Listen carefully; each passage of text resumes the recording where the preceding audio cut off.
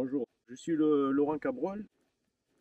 Je dirige avec mon fils le site internet Viticabrol, où nous vendons des plants de vigne principalement résistants aux maladies.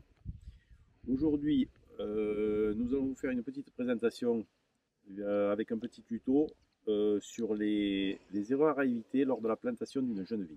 Quand vous recevez vos plants de vigne, vous recevez des plants qui ressemblent à ça. On a une variété de raisins de table qui s'appelle Zemira.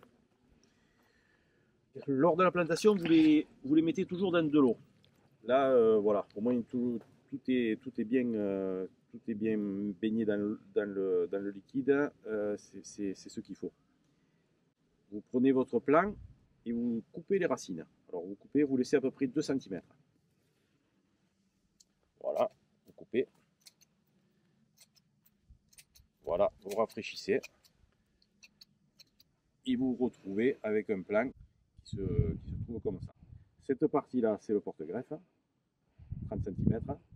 Et le petit bout que vous voyez au bout, c'est la variété qui est greffée avec une greffe oméga. Elle tient grâce à la greffe. Donc voilà. Et la cire verte que vous voyez, c'est pour lier un peu le tout et protéger s'il y avait un petit coup de froid. J'ai donc pris une taria. C'est le meilleur outil pour faire un trou correct avec une terre qui va bien se remuer, qui va être bien meuble pour laisser passer les racines du plant. Voilà, ça va faire un peu de bruit. Je vais démarrer.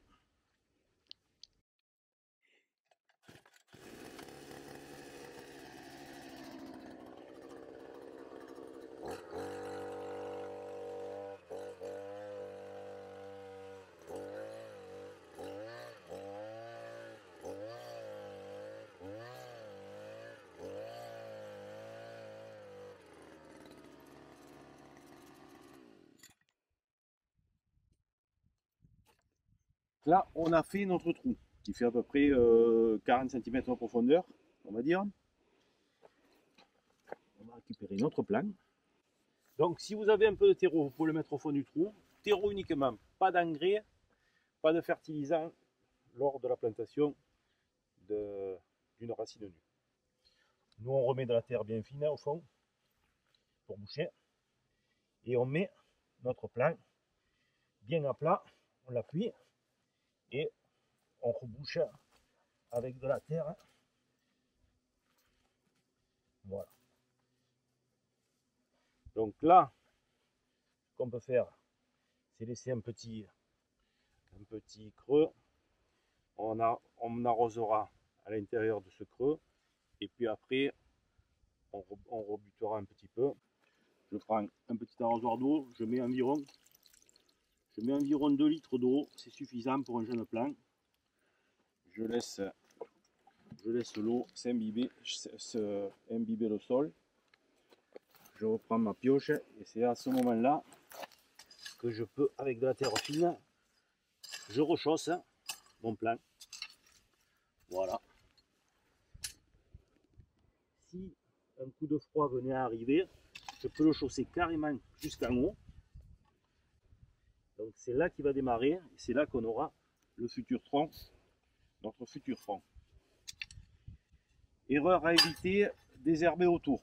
Ça, il faut oublier la première année.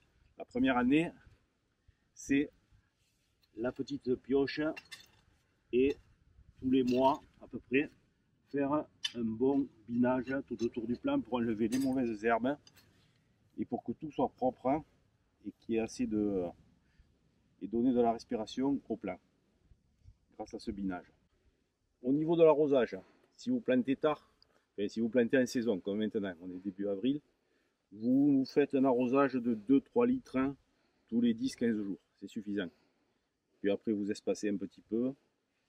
Durant l'été, vous faites 2 arrosages au mois de juillet, 2 arrosages au mois d'août. Maintenant, si je veux m'avancer un petit peu, avant qu'il démarre, je vais lui mettre un bambou, c'est-à-dire un tuteur. Bon, celui-là est un peu long, mais c'est pas très gênant. Je vais le mettre comme ça. Et à mesure, je peux accrocher le bambou avec une petite épingle en acier comme ça. je vais l'accrocher au fil de fer. Voilà, comme ça il ne bouge plus, et à mesure que ça va monter, je pourrai accrocher avec de l'élastique, je pourrai accrocher ma pousse qui deviendra le futur tronc de la souche. Là, c'est terminé, la plantation est terminée, notre plan nous reverra d'ici une quinzaine pour mettre nos fameux 2 litres d'eau. Si vous avez la moindre question, vous n'hésitez pas, comme d'habitude, contact@viticabrol.fr. Nous répondrons à toutes vos questions ou envoyer des photos.